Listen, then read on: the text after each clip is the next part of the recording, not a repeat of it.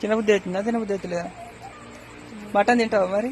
Mutton తెపోయినవరా రేపు Sunday రోజు తింటావా? నువ్వు తింటా అంటే తెస్తావు మరి ఖచ్చితంగా. ఖచ్చితంగా తింటా. నిజం చెప్పు. ఎప్పుడైనా పుట్టిన కానీ ఎందుకు మరి ఎందుకు పెట్టలేస్తామా మరి మటన్?